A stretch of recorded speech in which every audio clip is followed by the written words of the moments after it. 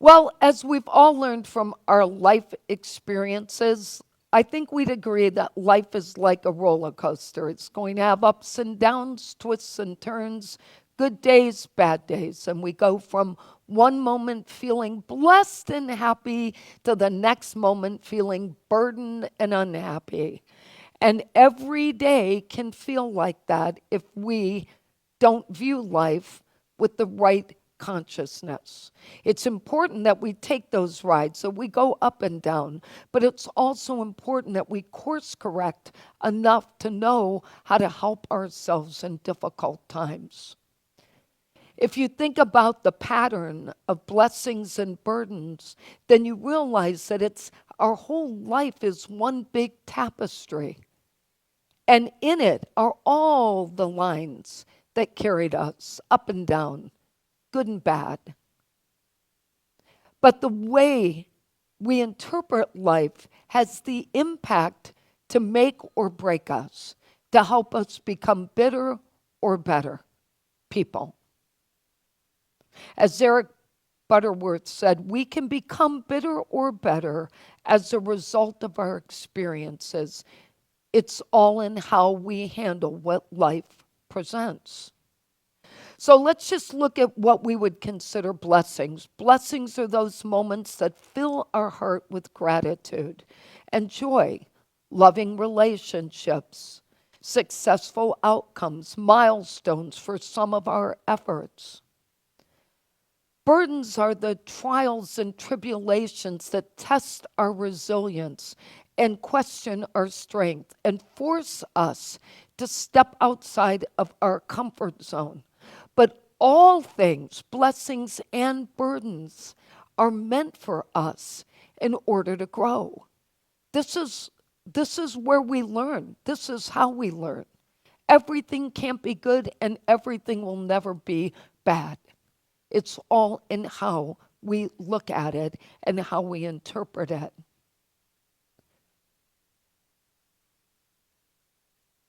If we think about how we're going to navigate life, we need to understand that this is twofold, that life is twofold. There's duality in its nature. We are going to have a blessing, we are going to have a burden. And sometimes blessings become burdens. So let me give you a few examples. So think about the first time you ever moved from an apartment to a bigger place. Okay, you were all excited. I can't wait. I'm going to have more room. This is wonderful. And then a week or two in, you get the tax bill, okay, if you bought the place. You realize you don't have enough furniture. Now you need a lawnmower because you've got to cut the grass. Oh, the water bill's higher. Oh, I didn't have to pay that before. And you start to go through the list of all the things that have suddenly burdened you. Blessing turned into a burden. James Dewhurst wrote that every significant blessing in life comes with a burden.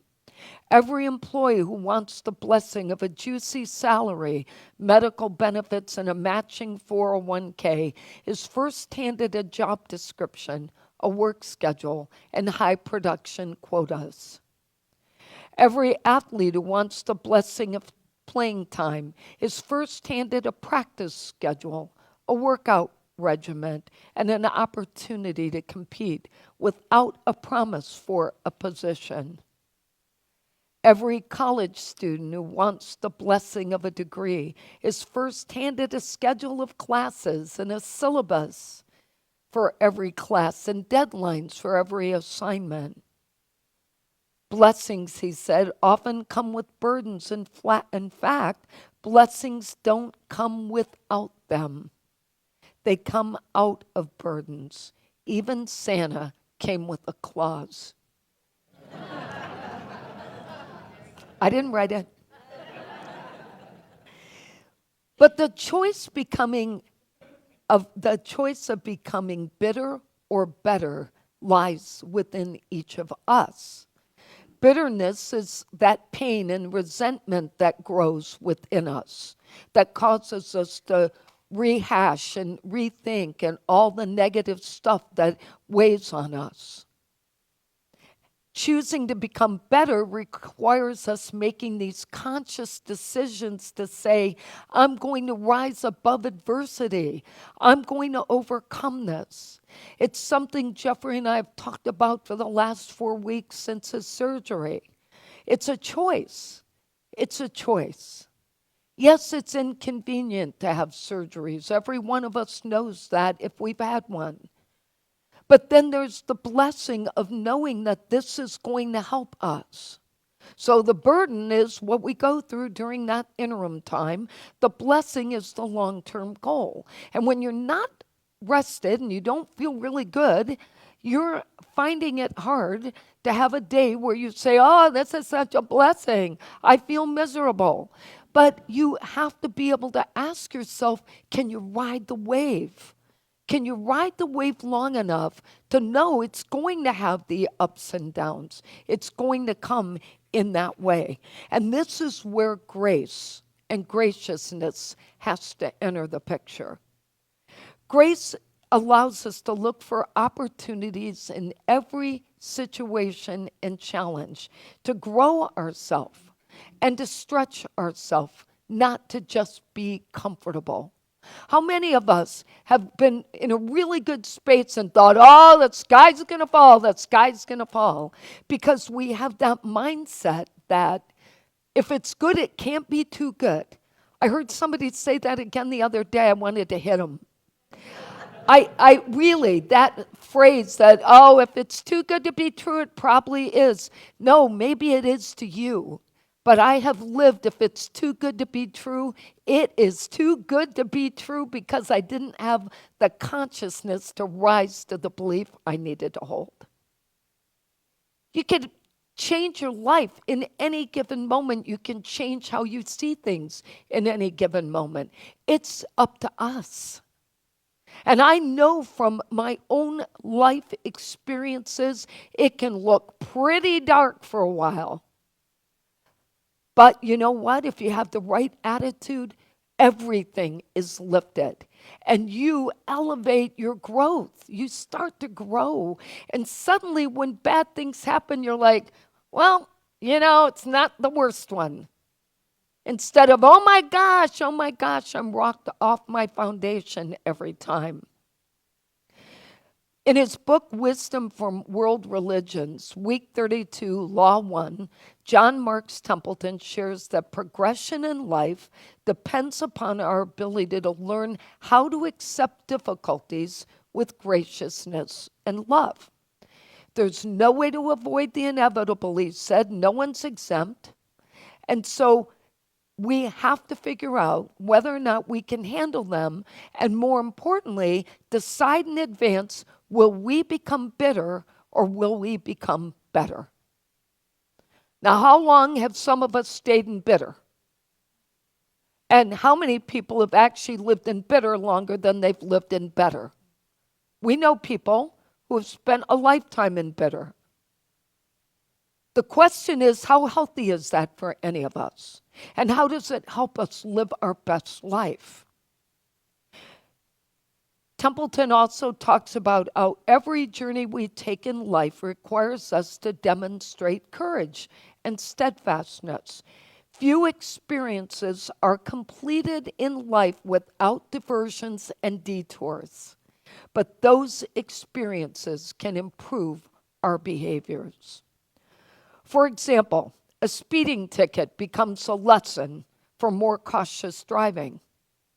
A person who's angered in response to something that's said to them, that whatever was said can become a better catalyst, or a catalyst for that person to become a better communicator.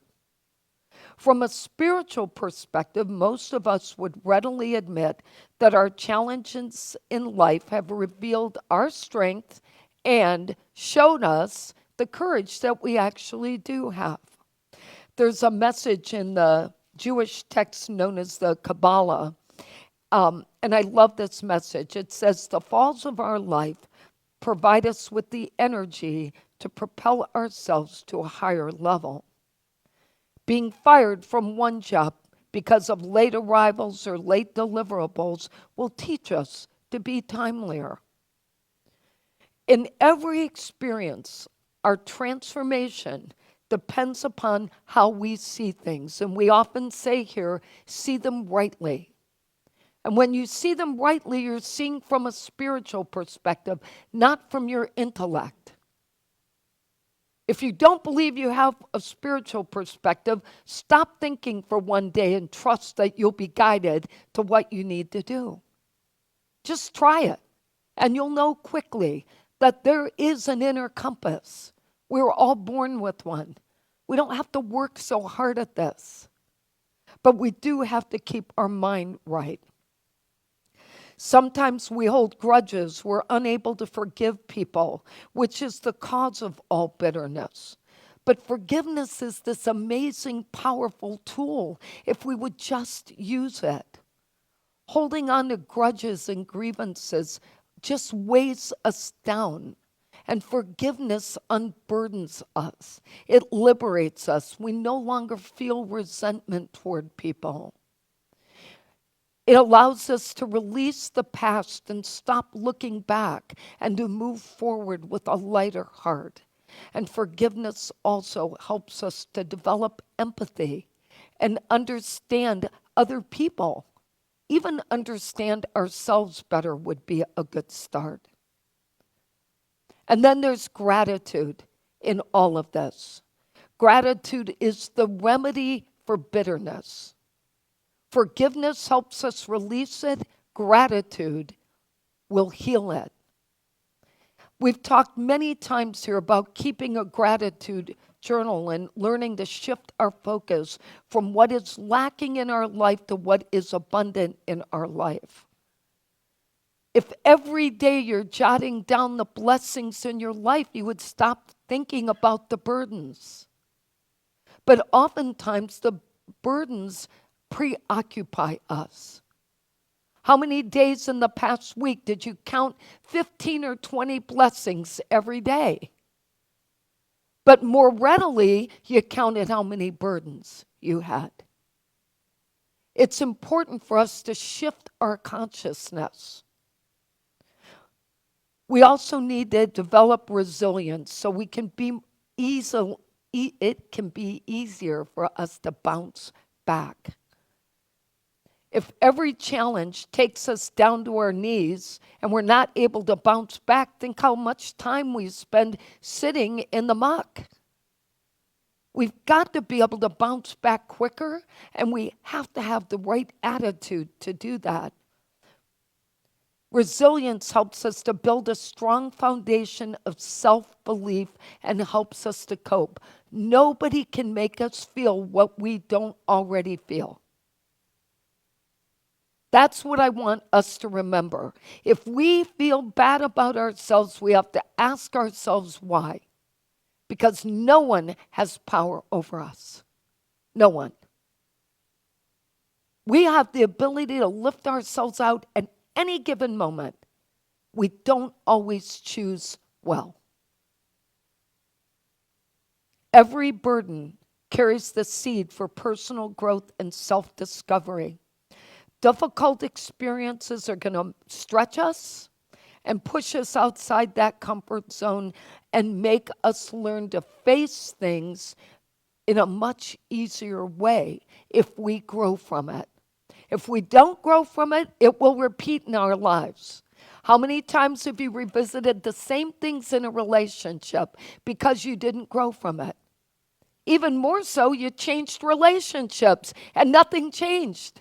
Yet the same things show up. Why? Because we didn't learn. We didn't learn.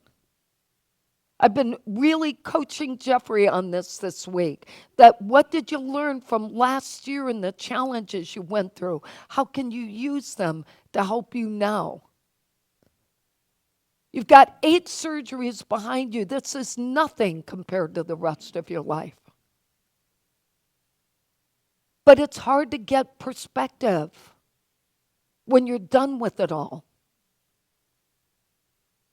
Embracing all of these lessons with an open heart allows us to evolve and transform and turn life's burdens into blessings. Every day we have the chance to change our interpretation. And ultimately, it is our attitude that is going to help us make the right choice, and our mindset that will help us hold that. And whether we perceive anything as a blessing or burden, or become bitter or better, is not up to anybody except us. Let's review today's lessons. Transforming burdens into blessings requires us to first understand that every blessing presents duality. It's a matter of perspective and choice. Number 2, to embrace challenges with grace, to learn to see obstacles as opportunities. Number 3, oh good, she made it a 3. I have 2 twos. Demonstrate positivity and steadfastness. Both will carry us through our challenges. Number 4, let go of grudges and grievances. Forgiveness and compassion are the fuel. And number 4, develop resilience to help us. Number 5, develop resilience to help us adapt so we can emerge stronger and wiser. And the affirmation I chose for today is, I am transforming my burdens into blessings.